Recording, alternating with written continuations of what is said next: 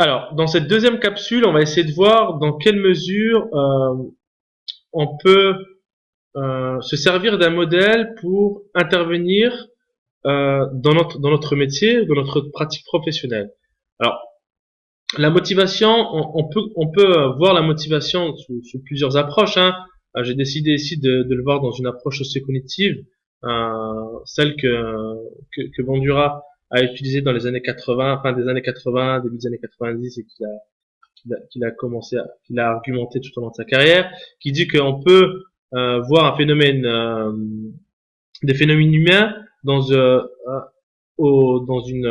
relation, enfin, sur l'interaction, voilà, pardon, sur l'interaction qui va exister entre trois dimensions, qui sont celles de l'environnement, des caractéristiques individuelles et du comportement de l'individu. Finalement, ce modèle-là ou cette approche repose sur ce qu'on appelle, je pense que vous en avez déjà entendu parler beaucoup, qui est le déterminisme réciproque.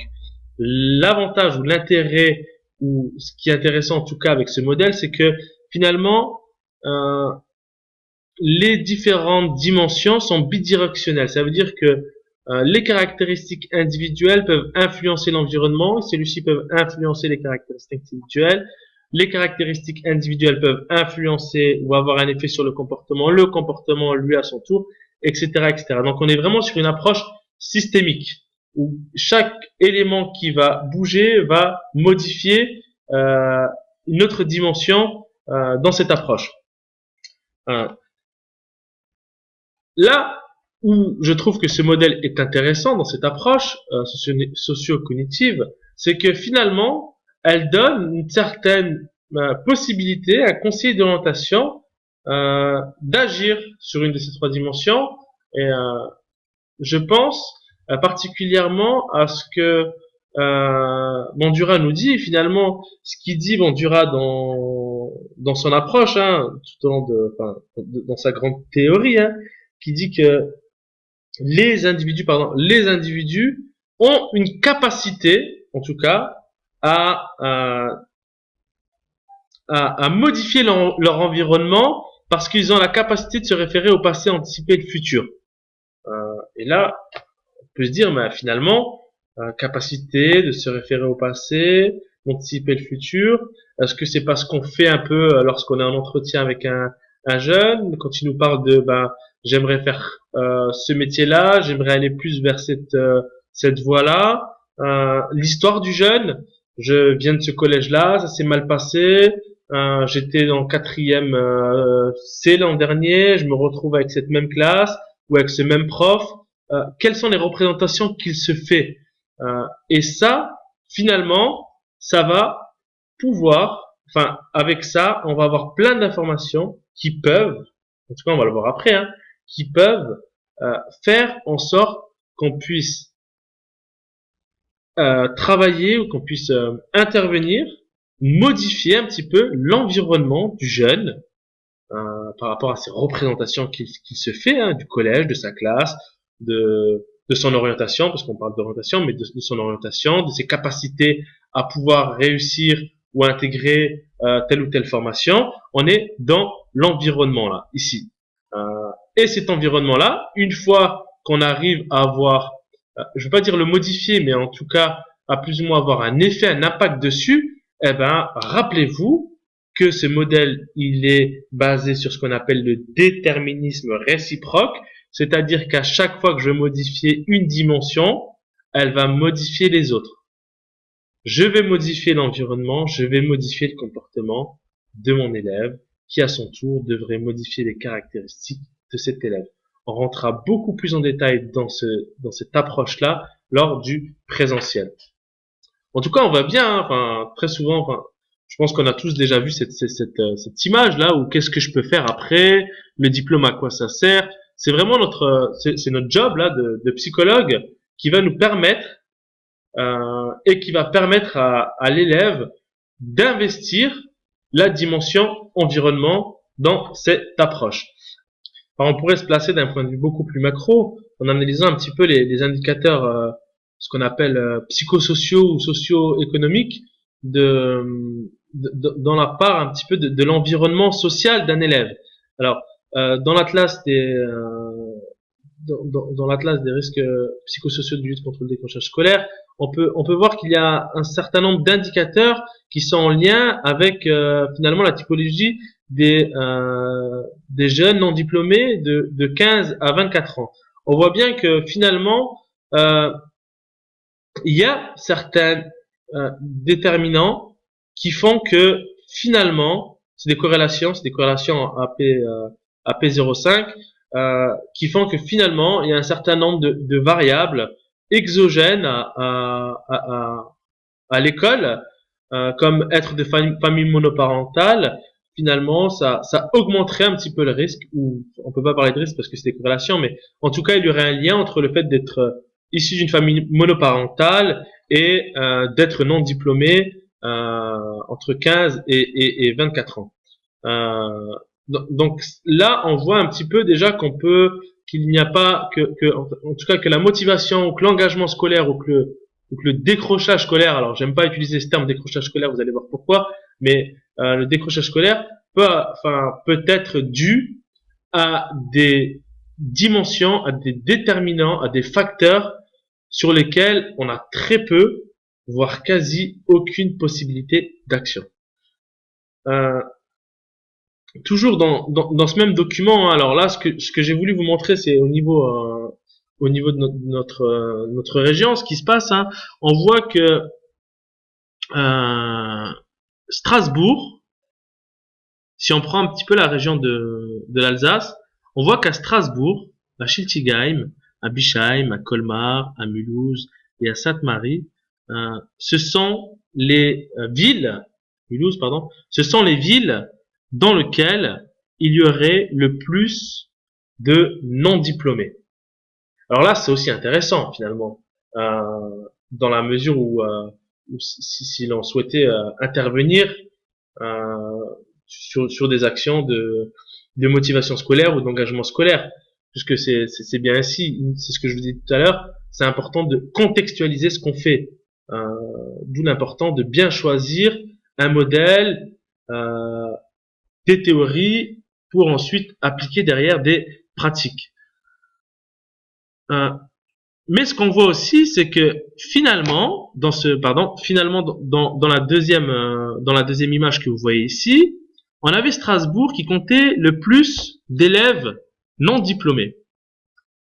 Euh, mais c'est aussi une des villes où il y a le moins de facteurs de risque d'échec scolaire. Alors, c'est un peu compliqué, mais je voulais juste vous présenter ça pour vous montrer aussi toute la complexité parfois d'agir sur un problème, qui est que à Strasbourg, pour agir sur les facteurs de risque d'échec scolaire, il faudra agir sur les difficultés de vie familiale et d'habitat social en milieu urbain. Voilà sur quoi il faudra agir. À Mulhouse, par exemple, au niveau de l'environnement, il faudra agir sur les difficultés économiques, familiales, culturelles en milieu urbain. Donc Mulhouse cumule plus de choses que Strasbourg. Pourtant, ils ont le même, ou plus ou moins le même taux de décrocheurs scolaires.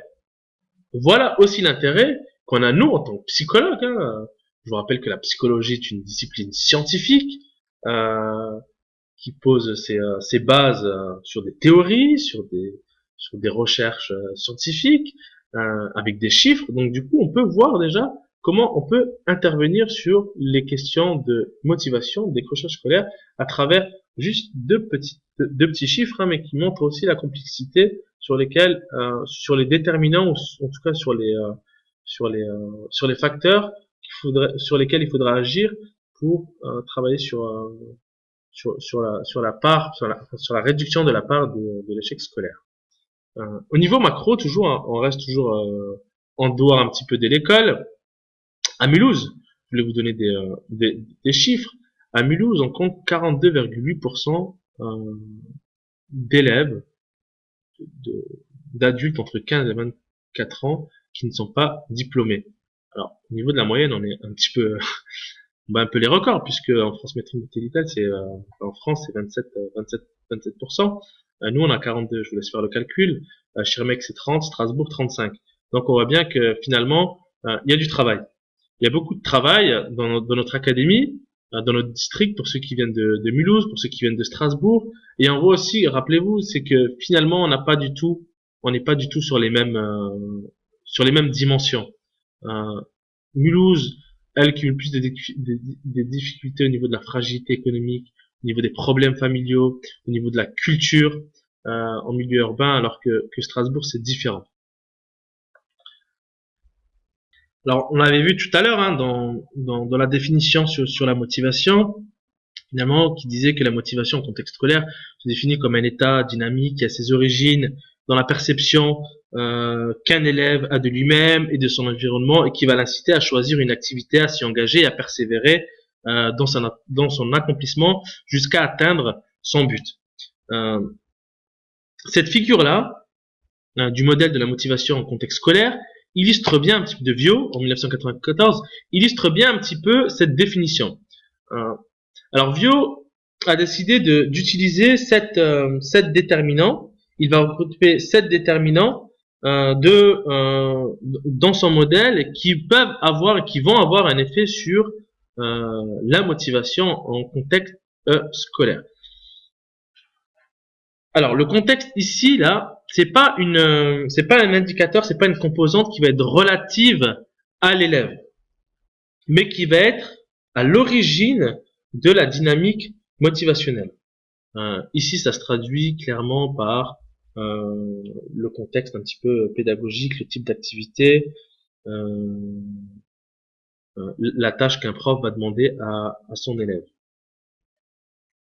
Ce qui est intéressant dans cette approche ou dans ce modèle, encore une fois, c'est que il permet un petit peu de structurer.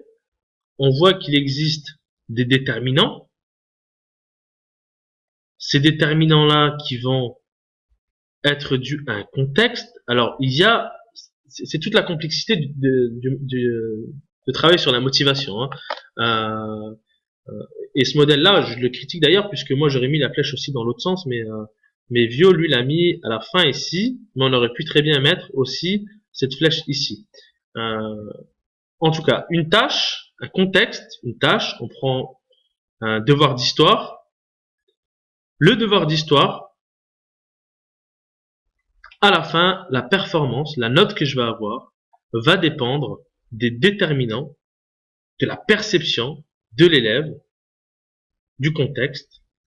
Cette perception va influencer le choix, l'engagement cognitif, la persévérance et la performance. La note, cette note va donner un effet sur le contexte. Alors le contexte, il peut être de plusieurs origines. On peut prendre un élève, par exemple, qui se sent pas très bien à l'école, qui a des problèmes avec un élève.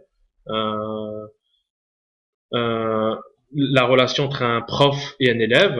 Il y a des élèves qui disent, moi, j'aime bien l'anglais, mais on l'entend souvent. Hein, depuis que j'ai ce prof cette année, j'y arrive plus. Voilà. Depuis que j'ai ce prof cette année, j'ai des mauvaises notes. Alors là, c'est un peu compliqué. On va voir après comment on peut intervenir là-dessus. Surtout si c'est une matière qui va compter pour beaucoup ou qui va avoir un coefficient important sur l'orientation. Finalement, la valeur, la perception que se fait un élève de la tâche, elle va dépendre d'autre chose que de sa propre perception à lui, qu'il a de sa compétence à réussir, puisqu'il avait déjà réussi avant. Mais au niveau de la contrôlabilité, ça va être différent. On va en revenir tout à l'heure. Dans la prochaine capsule, on va essayer de décliner un petit peu tous ces déterminants qui font que finalement la performance va dépendre de la valeur de ce qu'on me demande de faire, des compétences, des perceptions que j'ai de mes compétences, et enfin de la contrôlabilité que je peux avoir. Et on voit bien ici qu'on est sur quelque chose qui est de l'ordre de la perception que se fait un individu. C'est quelque chose de subjectif et qui n'est pas forcément vrai. Et c'est là, je pense, où nous, conseillers d'orientation psychologue, on a toutes nos légitimités à intervenir, lorsqu'on rencontre un élève en entretien, on voit bien qu'il dit des choses parfois dans son discours, qu'il y a un écart entre ce qu'il est capable de faire, ce qu'il peut faire et ce qu'il a envie de faire. Et tout l'intérêt ici, c'est de discuter un petit peu de ce modèle dans notre pratique à nous de conseillers d'orientation psychologue.